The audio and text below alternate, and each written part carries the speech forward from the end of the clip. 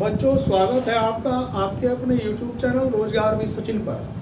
बच्चों आज मैं रीजनिंग की क्लास लेके आया हूँ आपके लिए। मिक्स क्वेश्चन लेके आया हूँ रीजनिंग के। क्लास नंबर 9 होगी।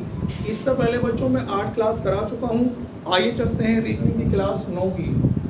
पहला प्रश्न सभी विद्यार्थी लिखेंगे और सभी एग्जामों में बड़े महत्वपूर्ण क्वेश्चन होंगे। पहला प्रश्न सभी विद्यार्थी लिखेंगे, यदि किसी घड़ी में 9:45 हो रहे हों, यदि किसी घड़ी में 9:45 हो रहे हों तो उसके दर्पण प्रतिबिंब में क्या समय दिखाई देगा। पहला क्वेश्चन बच्चों ये है, यदि किसी घड़ी में 9:45 हो रहे हों तो उसके दर्पण प्रतिबिंब में क्या समय दिखाई देगा। तो मैंने आपको बताया था बच्चों नोट करा के कि दर्पण प्रतिबिंब के लिए हम लोग क्या काम करते हैं कि दर्पण प्रतिबिंब के लिए बता चुका हूं मैं पहले, इससे पहले कि 12 माइनस वास्तविक समय या 11:60 माइनस वास्तविक समय, 11:60 माइनस वास्तविक समय। तो बच्चों देखो ध्यान दो, अगर समय मेरे पास पूरा है तो मैं कितने में से घटाऊंगा, 12 में से। समय पूरा नहीं है बच्चों तो मैं 11:60 में से घटाऊंगा, और 11:60 का मतलब भी यही है 12 बजे। तो बच्चों अगर मैं ये 11:60 में से 9:45 घटा दूं, यहाँ पर 60 में से 45 घटाया 15 और 11 में से 9 घटाया 2, तो मेरे पास जो सही आंसर होगा बच्चों इसका कितना होगा, 2:15। अगले क्वेश्चन की ओर चलेंगे बच्चों हम। सवाल नंबर दूसरा आप लोग लिखेंगे आज का, क्वेश्चन नंबर 2 दूसरा लिखेंगे भैया। 24 अनुपात लिखेंगे 126 समानुपात 48 अनुपात क्वेश्चन मार्क। यहाँ पर बच्चों आप लोग इसके ऑप्शन लिखेंगे। ए ऑप्शन है 340, बी ऑप्शन है बच्चों 342, सी ऑप्शन है 343 और डी ऑप्शन है बच्चों 344। क्वेश्चन को फिर दोबारा समझे कि 24 अनुपात 126 समानुपात 48 अनुपात क्वेश्चन मार्क। अब बच्चों क्वेश्चन पर ध्यान देंगे। यहाँ पर मेरे पास बच्चों जो 24 है ये किसी न किसी संख्या के वर्ग या घन के आसपास है। मैं कह सकता हूँ बच्चों कि ये 5 का अगर वर्ग करा 5 पंजे 25 माइनस का 1। आगे बच्चों देखो अगर मैं 5 का घन करूंगा तो 125 और प्लस 1। इसी प्रकार बच्चों ये 7 का वर्ग 49 माइनस 1, तो आगे बच्चों क्या होगा 7 का घन और प्लस का 1, और 7 की पावर 3 होता है बच्चों 343 और प्लस 1 करूंगा तो मेरा सही आंसर बच्चों कितना होगा 344। सभी विद्यार्थी कॉपी करते चले यहाँ। उसके बाद अगले क्वेश्चन की ओर बच्चे हम लोग चलेंगे जी। क्वेश्चन नंबर 3 की ओर चलेंगे।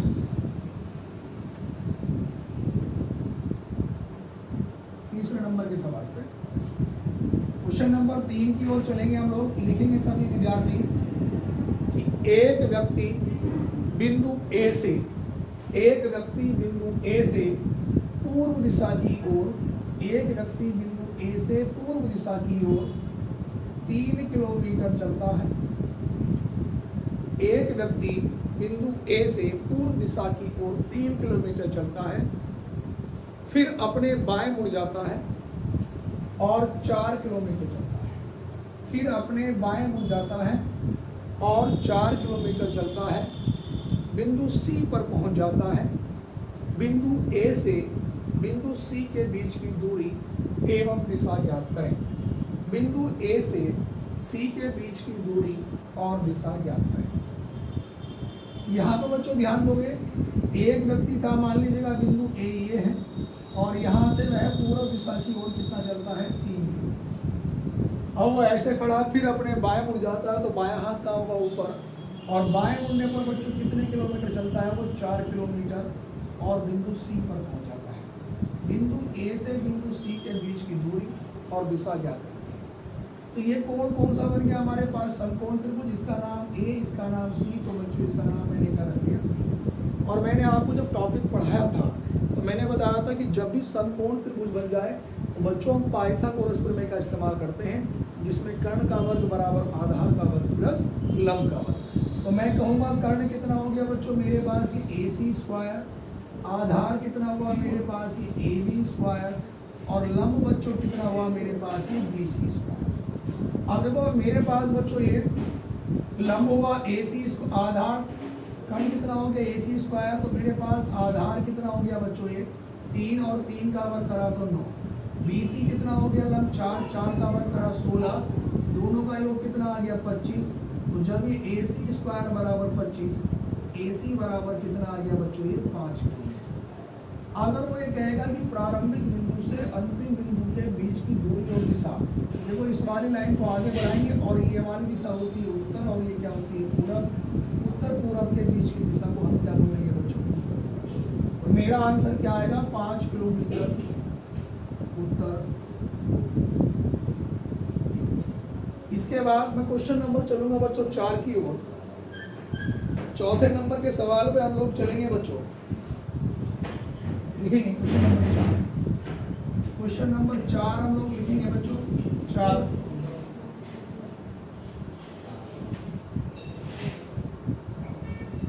क्वेश्चन नंबर 4 को लिखेंगे हम लोग बच्चों, लिखेंगे यदि AT बराबर कितना 20,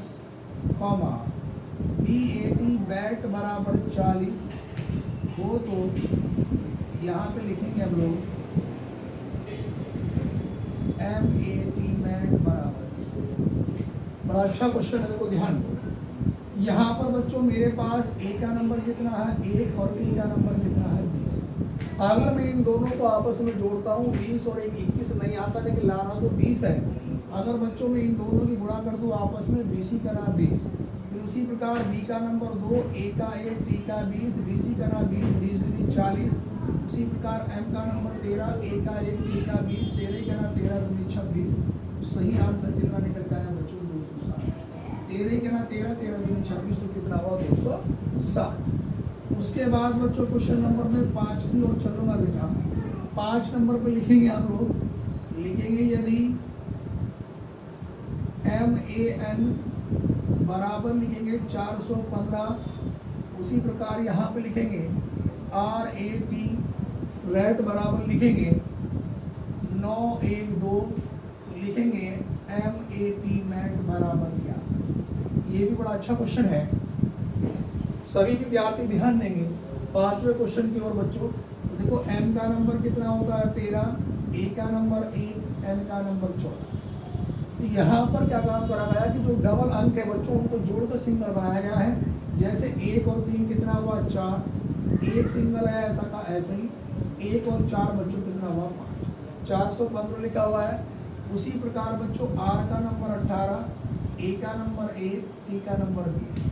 1 और 8 को मैंने जोड़ा बच्चों 9, एक सिंगल है ऐसा का ऐसे ही 2 और 0 को जोड़ा तो 912। उसी प्रकार M का नंबर 13, A का 1, T का 20, यहाँ पर सिंगल किया 1 और 3 4, एक सिंगल ऐसा का ऐसे ही 202। बच्चों मेरे पास जो इसका सही आंसर बना वो कितना बना 412। उम्मीद करता हूँ सभी बच्चों को बात समझ में आ रही होगी। यहाँ तक सभी विद्यार्थी कॉपी करें। उसके बाद बच्चों क्वेश्चन नंबर चलूंगा मैं 6।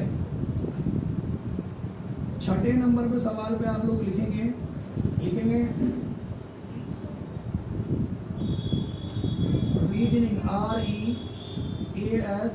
REASONING। रीजनिंग शब्द में अक्षरों के ऐसे कितने जोड़े हैं, जोड़े का मतलब युग्म है। रीजनिंग शब्द में अक्षरों के ऐसे कितने जोड़े या युग्म हैं जिनके बीच में उतने ही अक्षर होते हैं जितने की अंग्रेजी वर्णमाला में उनके बीच में होते हैं। क्वेश्चन ये पेपरों में बड़ा आ रहा है बच्चों आजकल, शब्द कुछ भी हो सकता है इसके अलावा, कि रीजनिंग शब्द में अक्षरों के ऐसे कितने युग्म, युग्म का मतलब होता है जोड़े पेयर, कितने जोड़े या पेयर हैं जितने की अंग्रेजी वर्णमाला में उनके बीच में अक्षर होते हैं। और ब्रैकेट में लिखा हुआ आएगा बच्चों आगे एवं पीछे दोनों दिशाओं में।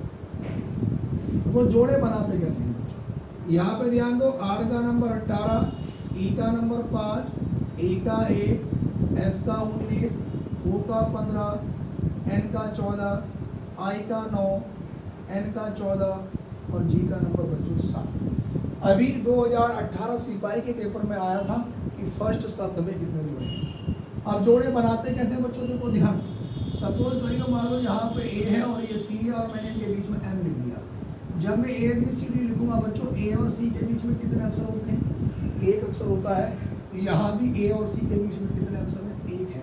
चाहे वो अक्षर कोई सा भी क्यों ना हो, ये बात मैटर नहीं करती, लेकिन जितने अक्षर उनके बीच में होते हैं उतने ही होने चाहिए।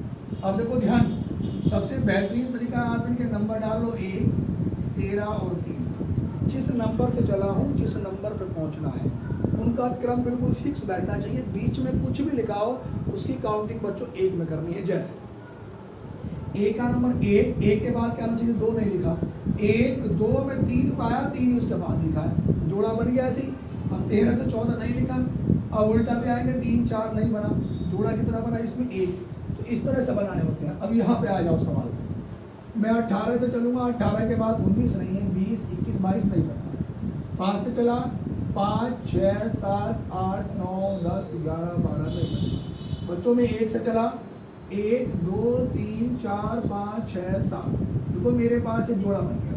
देखो 1 2 3 4 5 6 7।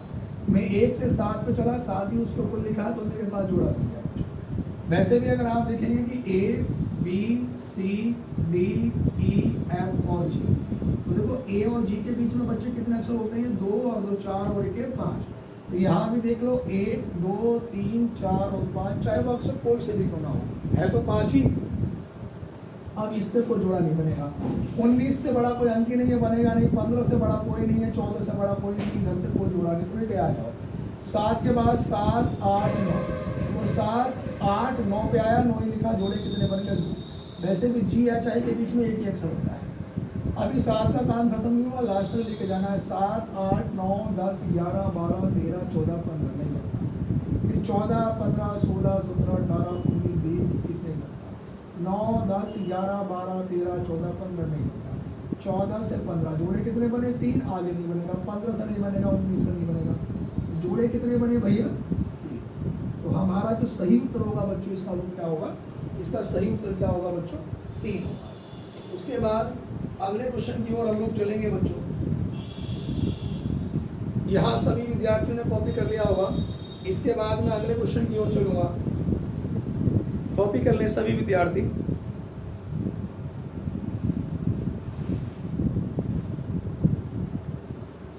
भैया वीडियो हमारी शेयर करते रहना, ये ज़्यादा से ज़्यादा लोगों तक पहुँचाना, बस आपका बेटा यही काम है।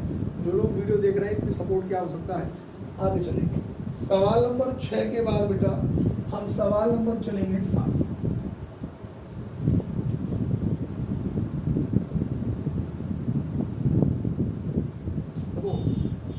सवाल नंबर जो 7 है बेटा, जिसकी मैं बात कर रहा था अभी कि ये 2018 के पेपर में आया था, FIRST फर्स्ट। इसमें भी हमें क्या बनाने हैं? जोड़े। परिभाषा वो ही रहेगी, जोड़े बनाओ। जोड़े बनाओ, पेड़ बनाओ, युग्म बनाओ, बात एक ही होगी। अब देखो भैया, F का नंबर कितना होता है? 6, I का नंबर कितना होता है? 9, R का 18, S का 19 और T का नंबर कितना होता है? 20। अब आप ध्यान देंगे भैया, 6 से चलूँगा, 6 के बाद 7 8 9 10 नहीं बनता। 9 के बाद 9 10 11 12 नहीं बनता। 18 19 एक जोड़ा बना, 18 से 19। अब देखो 18 19 20, एक 18 से 20 भी बन गया। कितने जोड़े बन गए? 2। अब ये 19 से 20 कितने जोड़े बन गए? 3। इधर से इसलिए नहीं बनेंगे क्योंकि हमारे पास जो क्रम है वो अवरोही क्रम है, बड़े से छोटा, जबकि छोटे से बड़ा होना चाहिए। कि 20 के बाद 21 नहीं आएगा, 19 के बाद 20 नहीं आएगा। तो बेटा इसमें भी जो जोड़े बने वो कितने बने मेरे पास? ये 3 बने। उसके बाद मैं क्वेश्चन नंबर बेटा 8 की ओर चलूँगा। 8 नंबर के क्वेश्चन में लिखेंगे आप लोग, लिखेंगे यदि किसी माह की 1 तारीख को सोमवार पड़ता है, यदि किसी माह की 1 तारीख को सोमवार पड़ता हो तो उस महीने की 25 तारीख को कौन सा दिन होगा? उस महीने की 25 तारीख को कौन सा दिन होगा? 25 तारीख में बताना है बच्चों कि 25 तारीख को कौन सा दिन होगा। जब मैंने कैलेंडर आपको पढ़ाया था तो मैंने बताया था बच्चों कि हर 7 दिन बाद वो दिन आता है और 7 दिन पहले भी वो दिन आता है। जब 1 तारीख में सोमवार है, अगर 1 में 7 जोड़ूंगा तो 8 में भी सोमवार होगा, 8 में 7 जोड़ूंगा 15 में सोमवार, 15 में 7 जोड़ा बच्चों 22 में सोमवार। जब 22 में सोमवार होगा तो 23 में क्या होगा बच्चों? मंगलवार। 24 में बच्चों क्या होगा मेरे पास? बुधवार। और बच्चों 25 में क्या होगा मेरे पास? बृहस्पतिवार। दोबारा सुने बच्चों, हर 7 दिन के बाद वो दिन आता है और 7 दिन पहले भी वो दिन आता है। जब 1 तारीख में सोमवार है बेटा, अगर मैं 1 में 7 जोड़ूंगा तो 8 तारीख में सोमवार होगा, 8 में 7 जोड़ूंगा 15 में सोमवार होगा, 15 में 7 जोड़ा 22 में सोमवार, तो 23 में मंगल, 24 में बुध, 25 में क्या होगा बच्चों? बृहस्पतिवार। उसके बाद हम अगले क्वेश्चन की ओर चलेंगे। अगले क्वेश्चन की ओर चलेंगे। अभी तक कितने क्वेश्चन हो चुके हैं बच्चों? 8 क्वेश्चन हो चुके हैं। उसके बाद सवाल नंबर 9 लिखेंगे।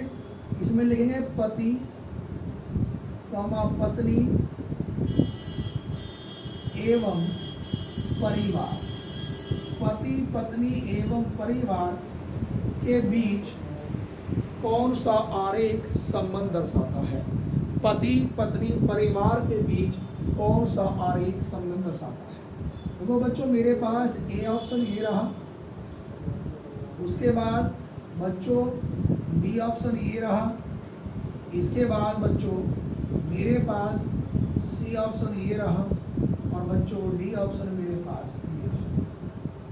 सवाल में कहा गया निम्न में से कौन सा आरेख पति पत्नी परिवार के बीच संबंध को दर्शाता है? तो आप देखो डी वाला ऑप्शन क्यों सही होगा?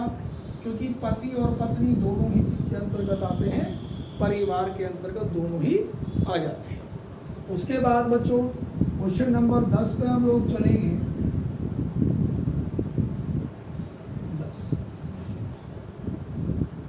10 नंबर के सवाल को बच्चों आप लोग लिखेंगे, जरा लिखेंगे यदि CAT कैट बराबर 314 और DOG डॉग बराबर 433 हो तो आप लोग लिखेंगे बच्चों